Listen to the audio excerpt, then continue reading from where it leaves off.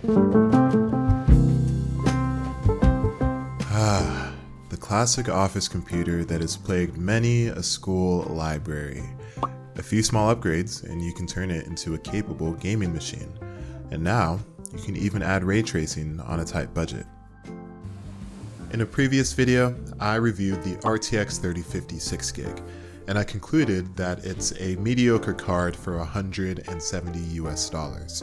But it does have two redeeming qualities: its power consumption and its size. It doesn't require any external power, so you can slot it into an office computer with a poo-poo power supply and theoretically have yourself a gaming computer. I tried it out last week and it works really well, but I only recommend it under certain circumstances. We'll get into that a little bit later. Real quick, I try to keep my content as free and as accessible as possible for you guys, but a boy has to make a living. If you enjoy any of my content, then please check out my custom curated PC builds on my website, oztalkshw.fun. It's completely free to access, and the goal is to help you and your friends and your family build better computers for your money. That's it. Check it out, oztalkshw.fun. Now back to the video. To start off this project, I needed an office computer, and I knew I only wanted to spend about $100. It needed to have a 6-core processor, it needed to use a modern platform, and it needed to be adequately sized. This basically threw out the old Dell Optiplexes.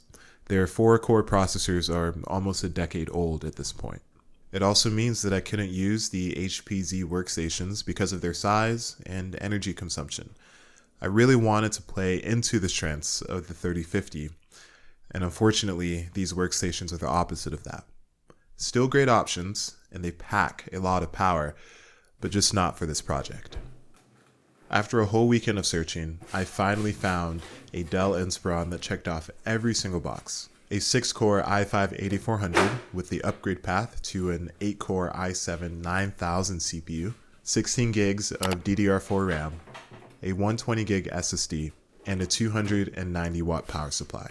I bought a 512 gig SATA SSD for $33 on Amazon, and with the RTX 3050 6GB, the entire computer project costs $303 US. I've had a fair share of office computers not work on the first boot, so I was equipped and prepared for a day of troubleshooting. You ready? But I didn't have any issues here. I opened the case, I installed the 3050 in the PCIe slot, I replaced the 120 gig SSD with the 512 gig SSD, and everything turned on, and everything was detected.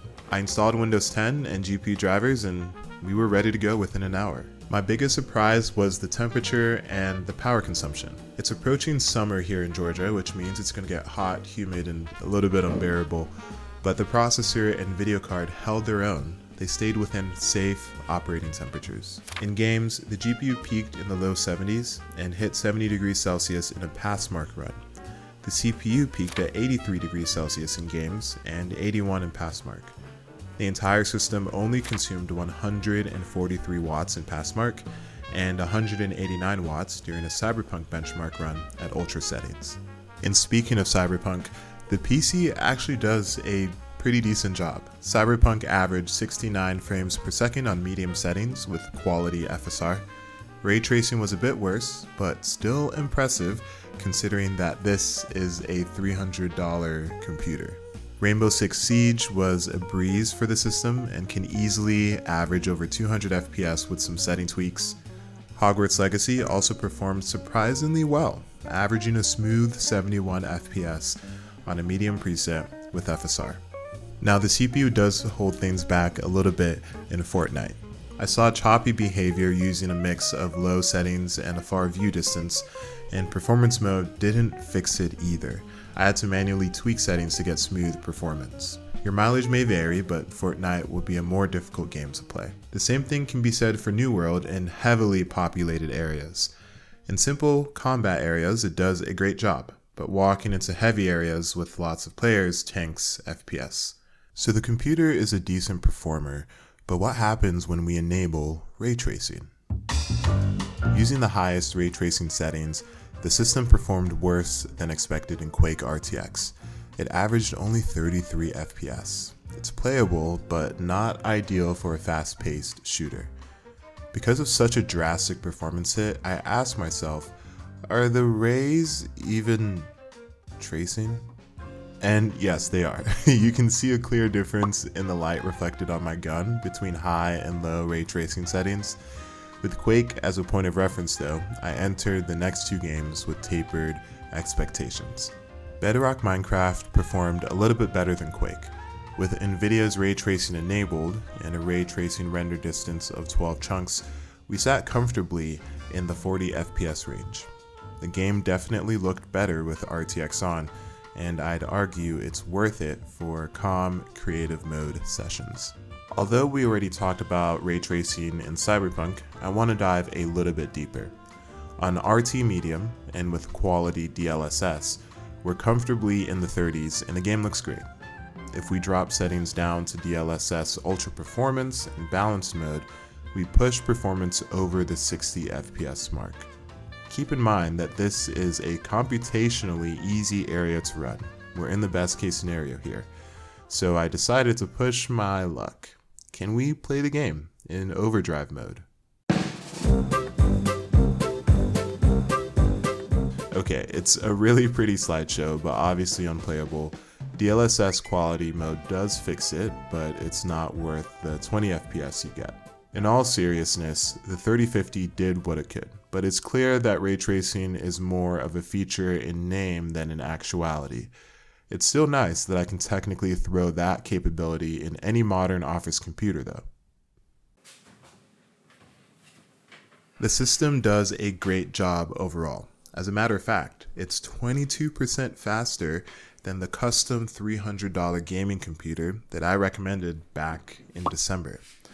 But I still think that computer is a great option. I stand by what I said. Now don't get me wrong, you get a lot for your money when you do a pre-built upgrade.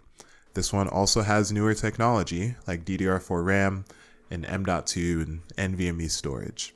It's also easier to build, less parts you need to install. But there are downsides. Firstly, you're on a dead platform. The i7-9700 is the fastest CPU that you can put in this pre-built computer. It's no slouch, but it's nothing compared to the processors available on the AM4 platform. Secondly, you have to deal with proprietary hardware and software. The Dell BIOS gives you very little access and customization. For most people that's okay, but if you're going to upgrade this computer any more than I have, you will have to deal with the proprietary hardware. For example, my Inspiron uses a custom 6-pin cable for SATA power and a custom 8-pin cable for motherboard power. If I ever upgrade the power supply, I'll have to shell out another $20 just for adapters. But of course, there are people that are okay with these caveats. It may not be a big deal. And so if you are, then this computer is a good build for you. And if you want more information, you can check out this build and a ton of other ones on my website, oztalkshw.fun. Share it with friends as well. Overall, the RTX 3050 does have niche scenarios where it's a good recommendation, and this is one of two of them. You'll just have to wait to see what the second scenario is. If you're a noob PC builder that really cares about size and energy efficiency, then this is a good route to take. It's just more expensive than I would like. But with that being said, thank you guys so much for watching, and I'll see you guys in the next video. Peace.